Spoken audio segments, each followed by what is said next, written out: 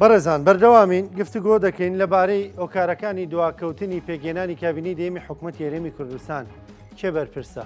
یەکێتی دەڵێ خەتای پارتیە، پارتی دەڵێ خەتای یەکێتیە، لایەنەکانی دیکە دەڵێن خەتای هەردووکیانە، هەردووکیان دەڵێن خەتای کۆی واقعەکەیە کە پێگەێنانی کابینەی دەیەم دواکەوتووە. کورد لێسەدا پێویستی بە چییە؟ پێویستی بە ململانیانەیە کە لەگەڵ یەکتریدا دەیکا بە تایبەت لە سەروبەندی پێگەێنانی حکوومەتی نوێی عراقی داین. کورد ئەبێ چی بکە؟ گفتوگوێن پرس و باس بابەتان ناکەین لەگەڵ زۆر بەڕێز مامۆستا بوبەکر هەڵەدنی سیاسەتمەدار. مامۆستا سڵاو لێبێ بەخێراتی. زۆر سوپاس کاکەوان کوڕی. بەخێراتی سەرچاو. ساوتمان چێکم. مامۆستا کابینەی دەیەم ئیترووە ساڵێکە هەڵبژاردن کراوە، ساڵێک زیاتریش هەڵبژاردن کراوە، نەتیجەکانیمان بینیوە تا ئێستا کابینەی نوێ پێک نهاتووە. خەڵک بۆ دەنگی داوە بۆی بەڵێنی حزبەکان بچنێتەوە وەربگرێتەوە و ڕنگ باتەوە لە کابینەی نوێ. بە بڕایتەوە بۆ حکوومەت پێک نهاتووە؟ بەناوی خوای گەورە و میهرەبان. ئێمە گەر پاش هەفتەیەکی تر کاک ڕانکۆ 2/12 ڕێگە بێ بە ساڵێک کە پەرلەمانتارانی خولی شەشەم سوێندیان خواردووە و هیچ خولێک بە ئەندازەی ئەم خولە دوانەکەوت. مەسەلەن خولی 4-6 مانگ دواکەوت، خولی 5 نزیکەی 5 مانگ دواکەوت کە پێم وایە ئەو کاتە کێشەکان قوڵتریش بوون، هەندێک کێشەی سیاسی کە هەبوون. ئەمەی ئەم جارە کە ئەم دواکەوتنە ساڵێک بەسەر هەڵبژاردن، ساڵێک زیاتر و پاش هەفتەیەکی ترەچینە ساڵێک بەسەر سوێن خواردنی پەرلەمانتاران بەڕاستی بۆتە عیبێکی گەورە بەسەر نێوچەوانی پرۆسی سیاسی لە هەرێمدا. لە لایەکی تریشەوە ئەوە تا لایەنەکان لەسەر پێکێنانی حکوومەت لە بەغدا کەوتونەتە گفتوگۆ و مفاوەزات و هاتوچوو. بەڕای من هۆکاری سەرەکی ئەم واقعەیە کە لە هەرێمی کوردستاندا هەیە کە بریتیە لە دوو زۆن هەیە، لە هەر زۆنەیە هێزێک حکومڕانە و ئەوەیە ئەمە نزیکەی وا بۆ 3 ساڵەچێ بێ پەرلەمانین لە 22ەوە، ینی ئەگەر حسابی 22 بکەین خولەکە لە 6/11/2022 کۆتایی پێ هاتووە. دواتر محکەمەی ئیتیحادیش بۆ خۆتەزانی هەر هەڵی وەشاندەوە. ئەوە ئەم حکوومەتەش نزیکەی وا بۆ زیاتر لە 3 ساڵە کاربەڕێکەرە، چکە بیرمان نەچێت لە 2019 لە 10/7/2019 کابینەی نوێیەم پێک هاتووە و متمانیان لە پەرلەمان وەرگرتووە. کەواتە یعنی ئەمە هۆکاری سەرچەکە دوو زۆن نییە، ینی کە لەبەرەوەی هەر هێزێک لە سنووری قەڵەمڕەوی خۆیان ئیشی لەبەرەڕوە و هۆکاری تریش بێباکی، ینی ئەوە تا سەلماوە کە ئەگەر ئێمە حکوومەتیشمان نەبێ پەرلەمانیشمان نەبێ ئیشەکان نەڕوە. بەڵام ئەوە نییە لە ڕاستی ئەمە ئیژڕۆیشتنە بە بڕایتەوە نەخێر ڕاستە، ینی حکوومەتکاری خۆی دەکا و پەرلەمان نییە، بەڵام کارەکان بەس ئەمە بۆ سیستەمێکی سیاسی کە شانازی پێوە بکەی گونجاوە. نەخێر نەک هەر شانازی پێوە ناکرێت بگرە. ئێستا ئەمە بەرامبەر بە بەغدا لە مووقفێکی لاوازین، ینی حتا ئەم وەفدانی حکوومەت کاک ڕانکۆ کە ڕۆیشتون چەندین جار ئەم قسەیان پێوتون، تویانە ئێمە وەکو ئێوە نین 10 ساڵە بودجە نەهاتبێتە پەرلەمانی کوردستان و حکوومەتەکەمان کار بەڕێکەر بێ و پەرلەمانمان نەبێ و بودجەمان نەبێ، ینی ڕێک بە سەریحی عیبارە ئەمان پێوتون. ینی ئێمە بەرامبەر بە بەغدا، بەرامبەر بە وڵاتانی هەرێمی، بەرامبەر بە کۆمەڵگەی نێودەوڵەتیش ئەوانەی کە چەند ساڵە حیمایی کوردستانەکەن لە 91 تاوەکو ئێستا، بەرامبەر ئەوانش کەوتوینەتە ئیحراجیەکە و لەسەروی هەموو شەوەکە میزداقیەتی پرۆسەی سیاسی لای هاوڵاتی باشووری کوردستان نەماوە لەکەدار بووە کە لانی کەمی وەرگرین لەم هەڵبژاردنەی ئەخیردا لە 144 خەڵک نەڕۆیشتووە بۆ دەنگدان و متمانینەوە ئەوەکەی تریش لەژێر زەبری بە قوربان و بە ساقە و هەڕەشە و نان بڕین و ئەمانەیە چۆن وابێ لە ڕاستیانی کە ئەمە هەمووی لە هەموو ڕوویەکەوە لەبەرەوە سیرەکەی نەک هەر ئاسایی نییە، بەڵکو بۆتە بارگرانیەکی گەورە وەکو هەموو ئەو شکستانی ترکە لە 34 ساڵی ڕابردووی هەرێما هەیە ئەمیشی چوە سەر کە پابەند نەبوون بە خولەکانی هەڵبژاردن، پابەند نەبوون بە ئەنجامەکانی هەڵبژاردن و زوو پێک نەهێنانی حکوومەت. ئەمە هیچ پاساوێکی نییە جگە لەوەی کە بێمنەتی لەولا وعیبدارکردنی زیاتری پرۆسی سیاسی. باشە مامۆستا پارتی دموکراتی کوردستان ینی چەند ڕۆژە کە دەڵێ تر چاوەڕێ ناکەین و ناوەستین و ینی چەند کارتێک باز دەکا هەڵبژارنەوەی جارێکی دیکەی پەرلەمان و یان پێگەێنانی حکوومەت بەبەیەکێتی پێ دوایە بۆم دۆخە واقعی بێ یعنی حکوومەتێک بەبەیەکێتی پێک بێ. یەکەم من پێم وایە ئەو قسانە بۆ گوشارە لەسەر یەکێتی بۆ یەکێتی تەنەزول بکە یان بێتە پێشەوانێ ئەجینا لە ئەرزی واقعا جێبەجێ ناکرێ ینی حتا لە عێراقا بۆ خۆتەزانی خۆ ئێستا شیعەکان خاوەنی 187 کورسین زۆری نەن بەڵام شتێک لە چەسپیوە ینی بۆتە نەریتێک کە پێوترێت دیموکراسەتی تەوافقی ئەوە هەم بۆ عێراق ئەتوانین پێناسەی بۆ بکەین هەم بۆ هەرێمی کوردستانیش لە هەرێمی کوردستانیش ینی پارتی دیموکراتی کوردستان لە خولی چوارەمی پەرلەمانی کوردستانە 56 کورسی پەرلەمان کە زۆری نەبوون ویستیان سیستمی سیاسی بکەن بە پەرلەمانی پارتی نەیهێشت 2 ساڵی ڕەبق دەرگای پەرلەمانی داخست دەیکەواتە با نەبێتە پەندەکە یەجوز و لەه ما لا یەجوز لغەیریه ئەوەی بۆ خۆت دروستە بۆ خەڵکی تر دروست نییە ئەی کەواتە بۆ ینی لە 2015 پەنار بردە بەر ئەم ڕێکارە نایاساییە لەبەر ئەوە ینی ئەمە یەکەم ناواقعیە چونکە هەرێم دابەش بووە بەسەر 2 زۆنی حکومڕانیە چەندین جار ئێمە ئەمەمان بینیوە حتا لە کاتی ڕیفراندۆمە پارتی ئاود ئەگەر لە ناحەیەکیش بێمە ڕیفراندۆمی خۆمان هەرەگەین حیزبەکان بێن لەگەڵمانیان نێن ئەمە چی ئەمە نازینە بە زۆنەوە زۆن و دەسەڵات و قەڵەمڕێ جوگرافیای خۆت هەیە دووەم ئەنجامدانەوەی هەڵبژاردن ئەویش بژاردەیەکی زۆر دوورە لە ڕاستیەوە و ئیمکانی نییە بۆ ینی تۆ پار کردوتە مانگە لەوە پێش ینی 2 هەفتە لەوە پێش هەڵبژاردنێکی ترت کردووە ئەمە هیچ لۆجیکێک نییە لە ڕاستیە هەم دابینکردنی بودجەکەی قورسە هەم بۆ کۆمیسیۆنی عێراق قورسە و هەم پاساوت چیە لە ڕاستیانی پاساو هەرچەنە ئێمە کاکڕانکۆ دەقێکی یاساییمان نییە بەداخەوە لە یاسا بەرکارەکانی هەرێمە ئەوە هیچ دەستورمان نیە دەقێکی یاساییمان نییە کە بڵێ ئەگەر لە مودەی ئەوەندەیە پەرلەمان کۆ نەبووە ئەم پەرلەمانە بە هەڵوەشاوە لە قەڵم درێن ئەو ڕێکارانی کە هەڵوەشانەوەی پەرلەمانن بەسەر ئەم خولەیە جێبەجێ نابێ چکە یەک جەلسەی کردووە جەلسەی سوێن خواردن و جەلسەکە بەکراوەی هێڵڕاوەتەوانێ لەبەرەوە ئەو بژاردانە بژاردەی هەڵبژاردنەوە بژاردەی بە زۆرینە ناکرێ سێمینیشیان لە ڕاستیە ئەو بێمنەتیش هەر خراپە لە ڕاستیانی تۆ چۆن ینی ئەبێ بە پێچەوانەوە ینی هێز لە هەموو دنیاە ینی ئێمە چەندین تەجروبەمان هەیە لە تونس لە هۆڵندا لە وڵاتانی تری ئەوروپا ینی هێزێک کە با بڵین کورسی زۆری ناهێنێ لە مقابلی ئەوەدا بەرپرسیارەتی زیاترکە بە تایبەتی بۆ دۆخێکی وەکو هەرێم تۆ ئەگەر چەند کورسیەک لە لایەنەکانی تر زیاتر بکە ئەمە نابێت بێمنەتت کە مەغرورت کە لودبەرزت کا لە ڕاستە بە پێچوانەوە بێ ئامێزەکەت فراوان بێ بە سەبر و تەحمل زیاتر بێ بە تایبەتی بۆ دۆخێکی وەکو هەرێمی کوردستان بێ گومانەکان بڕوێنی ئەمە لە تونس بینیمان ئەو ساڵە پارتی نەهەزەی تونسی زۆرینەی کورسیەکانی هێنا بەڵام دای بە لایەنەکانی تر پۆستەکان لە هۆڵندا پارتی سۆشیال دیموکرات لە 43 کورسیەوە هاتە سەر 9 کورسی بەڵام پێچەوانەوە ئەو 9 کورسیان کرد بە سەرۆکی پەرلەمان چونکە تۆ ینی زۆرینە مەسئولیت ئەخاتە سەرشانت نەک ئەوەی کە بێمنەتت کا و مەغرور ببی بۆیە باشترین بژاردە ڕێکەوتنە تەوافقە لە ڕاستە لە بینی ئەم هێزانەدا و وەکوڵێ ئەو نیگەرانیانەکە هەیە ئەو بەدگومانیانەکە هەیە بێ هەموو ئانە بڕێنجێنەوە یەکگرتووی ئیسلامی کوردستان جوڵێکی دەست پێ کردووە سەردانی هەندێک لایەنی کردووە ئەمڕۆ سەردانیەکێتی کردووە لە هەولێر پارتی سەردانی یەکگرتووی کردووە یەکێتی دوێنێ ئەنی کۆبوونەوەیکی ئەنجامداوە دەڵێ ئامادەین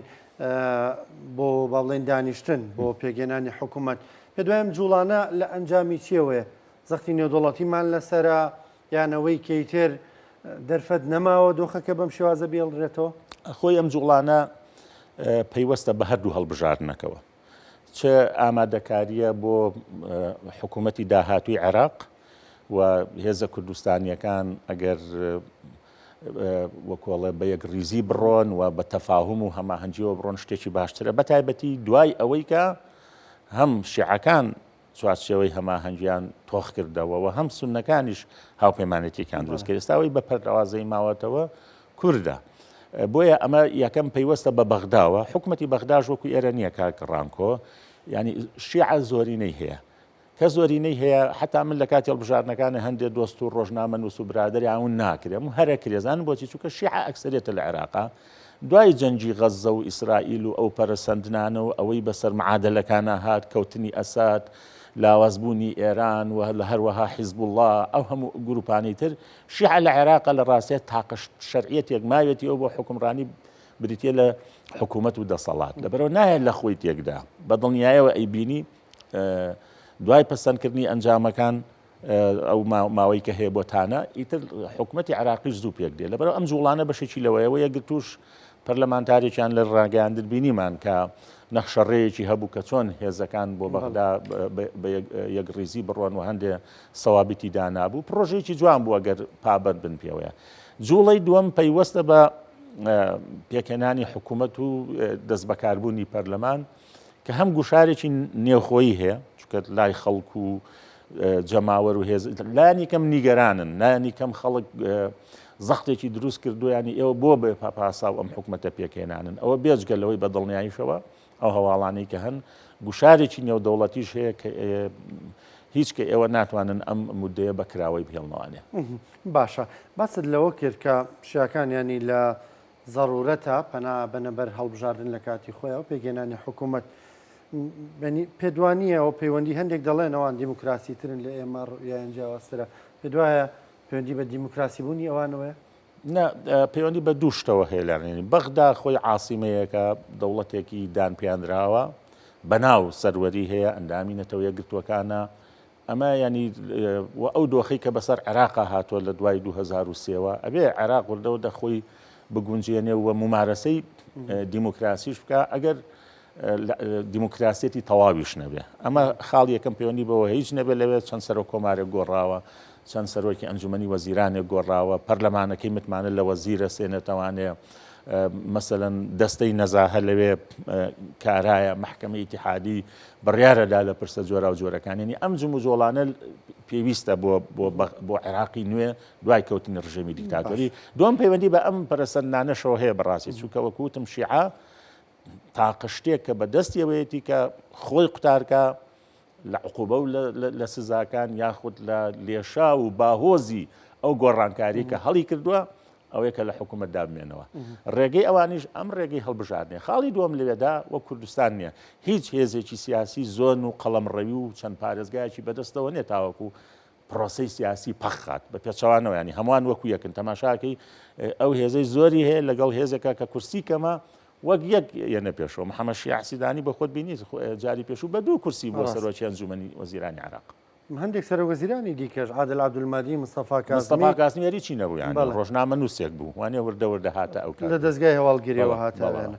باشە مامۆستاکەمێ بگەڕێنەوە بۆ نێوخۆی هەرێمی کوردستان ینی پەرلەمانەوە ساڵێکە با بڵێن دەست بەکاربوونەکەوی کە باست کرد بەڵام هیچ کارێک بەنیوە ناچڵی ینی نازای بڵێ دەست بەکار بووە نەبووە گەر ئێوە پەرلەمانتار بن لەوێ هەر ئاوهادا ئانیشتن چاوەڕێتانەکە تا دەست بەکار بێتەوە ینی ئەنێمێ بزانم حەل چییە لە خولەکانی پێشوو شام دواکەوتنە هەبوو 4 مانگ 5 مانگ بەڵام هەندێک جم و جۆڵ ئەبوو بۆ نمونە مانگتنی پەرلەمانتاران ڕاگەیەندرا گوشار لە حیزبەکان نەکرا ئێستا ئەمە ئۆپۆسیۆن لانی کەم 22 کورسی هەیە بۆ نمونە یعنی بەیەکەوە یانتوانی ینی پەرلەمان لە گەرمەی شەڕی ناوخۆ لە 94 لە ناو بینای پەرلەمانە هەموو فراکسیۆنەکان سەوز و زەردی ئەو کاتە کە مۆریش هەبوو بۆ خۆتەزانی هاتوون لە ناو بینای پەرلەمانە احتسامیان کردووە وەک ناڕەزایەتێک بەرامبەر بە شەڕی ناوخۆیانی کە ئەوە مێژوو بۆیانە نووسێتەوانێ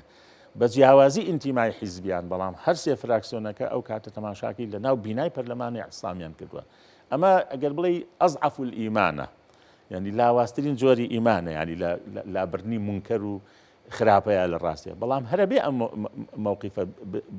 بنوێنرایە ینی پەرلەمانتاران و حیزبەکانیان بۆ نمونە ئەم حیزبانی کە کورسیەکانی خولی شەشەمی پەرلەمانی کوردستانیان هێناوە ئەوە بکەوتنە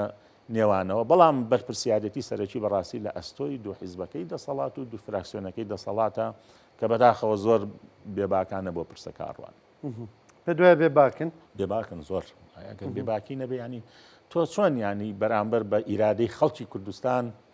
ئەچێ ناو هەڵبژاردنێکی نوێی عێراقەوە هێشتا ئەو حکوومەتت پێک نەهێناوە ئەگەر بێباکی نییە چۆن تۆ گفتوگۆی پێکێنانی حکوومەتی عێراقت دەست پێ کردووە بەڵام هێشتا حکوومەتەکەی خۆتت پێک نەهێناوە لەبەریان نەڕوە ئەنجامەکانی دەنگدان چیمان پێڵێن مامۆستا هەموو جارێ یەکێتی پارتیە گەروەک خۆشیان نەبن جاری وایە ژمارەی دەنگەکانیان زیاکە کورسێک کەمتر یا زیاتر دەنگەکانیان شتێ زیاتر یا کەمتر لە بەرامبەردا هێز و لایەنەکانی دیکەش ئیسلامیەکان هەندێکیان دادەبەزن هەندێکیان تۆزێک زیاکەن هەندێکیان خۆیان بە سەرکەوتووە زانن وەکو تەنز دەڵێن سەبوون باز لێگرتووی ئیسلامی بکەین دەڵێن خۆی پێ سەرکەوتووە لە بەرەوەی لە کۆمەڵ دەنگی زیاترە هیچ لایەنێ سەرکەوتوو نەبووە ئەم جارە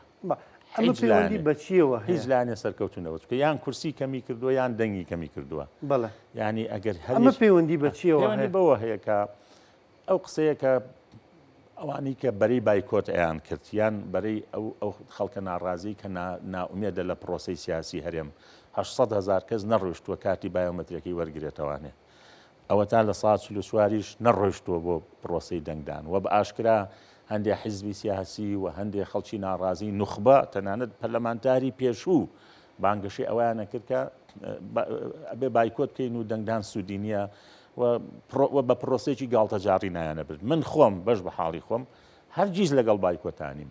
ینی خراپترین دیموکراسی و هەڵبژاردنم پێ باشترە لەوەی کە هەڵبژاردن نەکرێ هەرگیز چونکە بژاردن نییە بایکۆت تاقیمان کردەوە بایکۆت کاتێک بژاردا بێ کە ئەو هێزە سیاسیانی دەرەوەی دەسەڵات و لەگەڵ خەڵکی ناڕازی بەرەیەکی تۆکمە پێک بێنن ئەمە تەحویل ببێ بۆ هەڵوێست کە تۆ هەڵوێستن نەبێ هەرەوە ڕۆژە کە ناڕۆی ئەمە لە قازانجی مانەوەی پرۆسەکەیە بۆیە ینی ئەمە نەتیجەی ئەمە فعلەن ئێستا هیچ هێزێک لەو هێزانە براوە نین هەمویان ئەگەر قیاسی ئەنکەی بە دەنگەکانی پێشووتری خۆیان دەنگەکانیان کەمی کردووە کورسیش کەمی کردووە ئەمە ئەو ئاکامی ئەمە چییە هەڵوێستی کە علی حەمە ساڵحیش هەڵوێستێکی نوێ ینی کاک هەڵوێست ینی بۆ پەرلەمانی کوردستان سواری هێناوە بۆ ئێرە پێنجێنەوە دەنگە ناڕازیەکانی نەوەی نوێ ئەو دۆخەی کە بەسەر نەوەی نوێ هاتووە ئەوەی کە گۆڕان لە ڕاستیاکە سفر بۆتەوە یان بەشداری هەڵبژاردنیان نەکرد بەهۆی ئەو کێشە ناوخۆیەکانەوە ئەو بەشێک لەو دەنگە ناڕازانە ڕۆیشتۆ بۆ کاک علی حەمە ساڵح کاک علی حەمە ساڵحیش یعنی ئایا چەند بڕەکە ئایا هەمان سیناروی گۆڕان و نەوەی نوێ لە کاک علی حەمە ساڵحە نوێ نابێتەوانێت چکۆکو خۆیڵە حیزبی هەڵبژاردنە یەک بارەگایەکی هەیە لە سلێمانی و سێ چوار ژوورە کا علی ژوورێک و برادرانی تر ژوورێک و نەتەنزیم هەیە نە ئایدۆلۆژیایەک هەیە نە عەقیدەیەک هەیە نە ڕێخستنێک هەیە دوو ڕۆژی کە تۆ بەرپرسیارەتیت بەرامبەر بەم خەڵکاکەوێتە سەرشان ئێجا سیاست پڕە لە هاوکێشە و معادلەی ئالۆز تۆ چۆن ئەتوانی پرۆسەی بڕیاردان ئەبێ بە قەنەواتەکانی خۆیان بڕوایانی بەو ئۆرگانانەی کە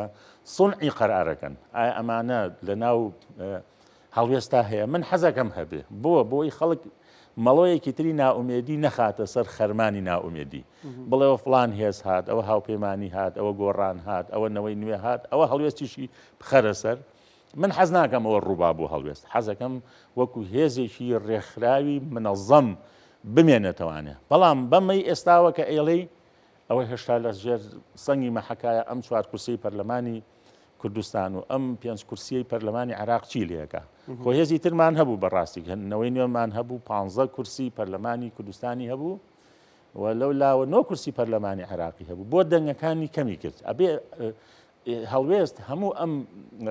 تەجروبانە بە نەزەری ئیعتیبار وەرگێ ئەگەر بێ وەکو هێزێک بمێنێتەوانێ باشە مامۆستا شیعەکان ئێستەیەکیان گرتووە ئەنی وا دەردەکەوێت سوننەکان بە ئەمان شێوە بەس کورد پەرتەوازەیە کێ ئەبێ کوردیەک بخە یەکەم بەداخەوەی ئێمە لە هەرێمی کوردستانە سەرکردەیەکمان نییە وەک بسمارک وەک جۆرج واشنتن وەک غاندی تەنانەت وەک خومەینی بۆ کاتی خۆی ئەمانەمان نییە کە کۆمان کاتەوە ئەم تەجروبانی کە هەیە وەک مالیزیا وەک مەهاتیر محەممەد وەک خەدیجە خانم ئەوەی سنگافورە وەک زۆر شوێن وڵاتی دنیا وەک هۆتۆ تۆتسی ئەوانیش دوو هۆز بوون وەکو ئەم دوو دەسەڵاتی کە لە کوردستانە هەیە 2 ملیۆن کەسیان لە یەکتر کوش لە ساڵی 90ەکانە دەی ئێستا وڵاتێکی پێشکەوتووە لە ڕیزبەندی 20مین وڵاتی پێشکەوتوی دنیاە لە ڕووی گەشت و گوزار لە ڕووی ئابووری ئەمە یەکەم ئێمە کەسێکمان نییە کۆمان کاتەوانێ کەسێکمان نییە ینی کە ئەوایە ینی ئەم مەسئولیەتە بە دەرەجەی یەکەم وایە لە ئەستۆی کاک مەسعود بارزانیدا ئەبوایە وەک ئەوەی کە دێرینترین سەرکردەی کووردە و ئەو هەموو ڕووداوانەی بینیوە ڕووداوە تاڵانەی لە 64ەوە کە بزافی ڕزگاری خوازی کورد دوولەت بووە وەرە بۆ هەشتاکان وەرە بۆ ئەو هەموو کارە ساتە تاڵە بۆ ئەنفال وەرە بۆ دوای پێکهێنانی بەری کوردستانی دوای دروستبوونەوەی شەڕی ناوخۆ سیر کرد لەو وێزگانەیە کە بە یەکەوەین دەستکەوتمان هەیە کە لە کۆڕەوە بە یەکەوەین دەستکەوتمان هەیە بە یەکەوە ڕاپەڕینەکەین دەستکەوتمان هەیە بە یەکەوە چینە بەغا بۆ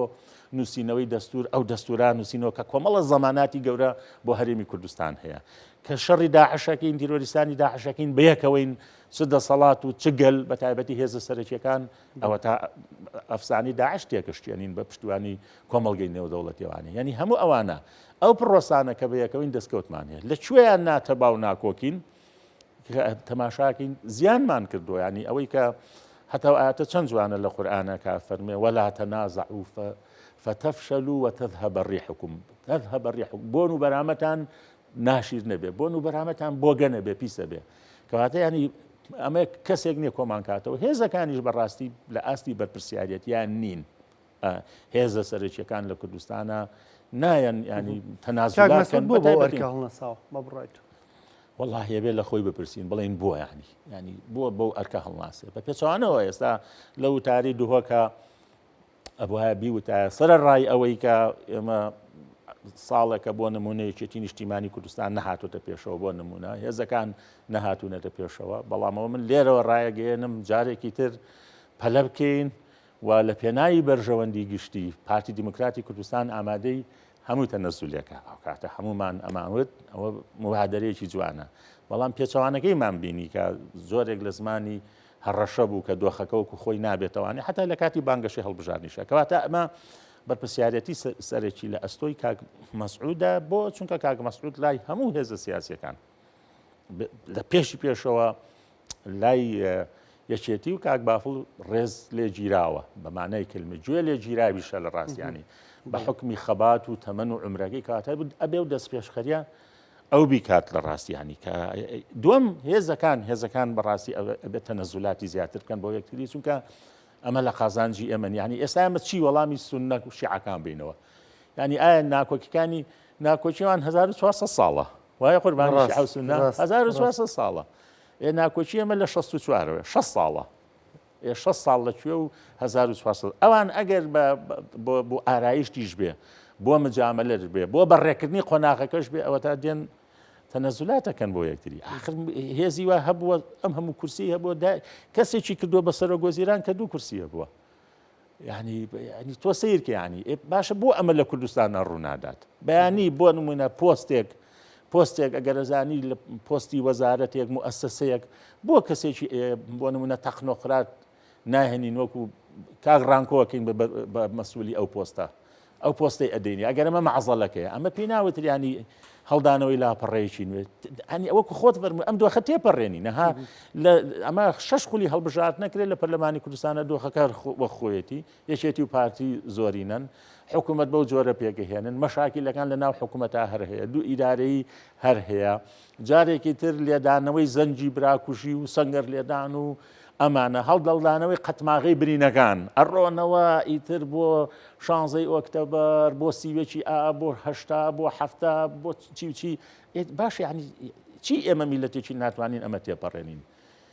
بۆ گیانی لێبوردەیمانتیانە بۆ ئێمە بەرامبەر بەوەکانی دی لێبوردەین ئێستا بەشێک لەو بەحسیانی کە ئێمەیان ئەنفال کردووە کوڕەکانی ئێمەیان لە هەیئەی خاصەی کەرکووک و ئەبوو غرێب و قەسابخانەکەی مووسڵ و ئەمنی ئەم شارە شەهید کردووە لە قەناریان داون معزەز مکەڕەم ئێستا لە کوردستانەژین لە ڕاستیە داڵدە ئەدرێن پاکانیان بۆ ئەنووسرێن تاوانبارەکان لێرەوە لە مەتارەکانی کوردستانەوە ڕەوانی دەرەواکرێن ینی بۆ بەرامبەر بە ئەوان لێبوردەین بەرامبەر بەم هەموو بەحسیە لێبوردەین بۆ بەرامبەر بە خۆمان لێبوردەنین ئەمە نیشانی ئەوەیە کە بەڕاستی هەستکردن بە بەرپرسیارەتی بەرامبەر بە مێژوو بەرامبەر بە ئێستا بەرامبەر بە داهاتوو بەرامبەر بەم جیلەی ئێستاش نییە لە ڕاستیە کاک ڕانکۆیانی تۆ پێویستیت بەوەیە کە پەنابەر بۆ وەسائلی ناشارستانی بەری مەسەن یەکێک لەو شتانی کە لە کاتی هەڵبژارنەکە داخی زۆری دا بە من لە ڕاستیە ئەم پرۆسەی دەنگکڕینەیە زانی چ عیبەیەکە دەنگکڕین پارە هەڵڕشتن لە ڕاستیە کە بینیمان خودی کاندیدەکان هاوانیان لێ هەڵسا کاندیدەکان کە لە ناو لیستەکەی خۆشمانە زانی چی فێرەکات تۆ کە کەسێک دەنگێکی یەکڕی بە 75,000 و بە 100,000 و بە 200,000 و بە ئەوەنە وەرەقەیە ئەوە نەریت یەکدانی لە ناو ئەم میلەتە سبێنێ هەر ئەو کەسە ئەگەر حەشدی شەعبی ئەگەر دەستگای هەواڵگیری وڵاتێکی هەرێمی پارەی بۆ هەڵڕش خۆیە فرۆشێ خاکەکەیە فرۆشێ کەواتە تۆ ڕەجی خیانەت ئەچەقێنی کەواتە تۆ تۆوی خیانەت دائەچێنی کەواتە تۆ خەڵک فێری خیانەتەکەی کاتێک کە مرۆڤێک دەی ئیرادەکەی کڕی بە پارە ناتوانانی بە بەرنامەی هەڵبژاردنەکەت قەنەعەتی پێ بکەیت ناتوانێت هەنێ لەو کاندیدانی کە پاریان هەڵەڕشت گوێمان لە دوو جوملەی مفیدیان نەبوو لە ڕاگەیاندنەکان ڕوئیایەکیان نەبوو بۆ ئەوەی کە چیەکەن لە ئەنجومەنی نەدرانیان ئەی تۆ چۆن بەم پارە ئەتوانی لە ڕاستیە ئیرادەی خەڵک کردی ئەمە نەریتێکی زۆر خراپە تۆخکردنەوەی کرێگرتەیی جاشایەتی دوو ڕۆژێکە و خەڵکە کە فێرەکەی داگیرکەرانی کوردستان و دەوڵەتی هەرێمایەتیەکان زیاتر لەوە سەرفەکەن ئەو کاتە لە ڕاستیە لایەکی ئەو خەڵکە بێتە سیخڕ و جاسوس و کرێگرتەی ئەوانی دی تۆوەرە مێژوود هەیە تاریخت هەیە تەنزیمت هەیە ڕێخستنت هەیە ئەو هەموو کادیرە باشەت هەیە ئەو هەموو خەڵکە خوێنەوارە هەیە ئەسڵا نەبووایە حیزبەکان کاگڕانکۆ بە پێی لیژنەکانی ئەنجومەنی نوێنەدانی عێراق خەڵک هەڵبژێرن کاکە یعنی حتا دوو حیزبەکەی دەسەڵات ئەیانتوانی خەڵکی بەهێز بنێرن بۆ ئەو شوێنە وەکو حیزبەکانی ترسپۆرەتەکە یان توانی بڵێ ئادی ئەم لیوایە ئەم هێزە چەکدارە ئەم فەوجە دەنگ با بە فڵان کەس بۆ لەبەرەوەی سەرمان بەرزەکاتەوە لێ پسپۆرە لە لیژنەیەەکە من چی لە پەرلەمانتارێ بکەم 4 ساڵ 6 مداخەڵی بە قۆت نەکە 4 ساڵ لەوێ وەڵامی دوو تەلەفۆنی هاوڵاتی نەداتەوە هەنی من ئێستا خۆم کە ناومە بەکرد هەڵەت نییە لەو پەرلەمانتارانە چەندین یان تەلەفۆنم بۆ کردو جوابی من نادەنەوە کە من ناسراوم و بە حساب لەگەڵ یانە هاو کێشەی خەڵکیشم پێوتون نەک کێشەی شخصی خۆم خەڵکی بەهێز بنێرین لەو ڕۆژانەیە کە لە بەغا بەهێز بووین سێرکە خولی یەکەم چەند بەهێز بووین لە ڕاستیە کە سەرۆک کۆمارمان بەهێز بووە کە وەزیرەکانمان بەهێز بووە کە پەرلەمانتاری بەهێزمان هەبووە سنگ و قورسایی کورد لەو شوێنەیە لە ڕاستیە بەهێز بووەوە سپاس دەکەم مامۆستا زۆر بەڕێز مامۆستا بەکرێڵەتنی سپاس دەکەم سپاس بە بەشداریکردنەوەمان بە خێراتی سەرچاو خۆشەویستان بە یارمەتیە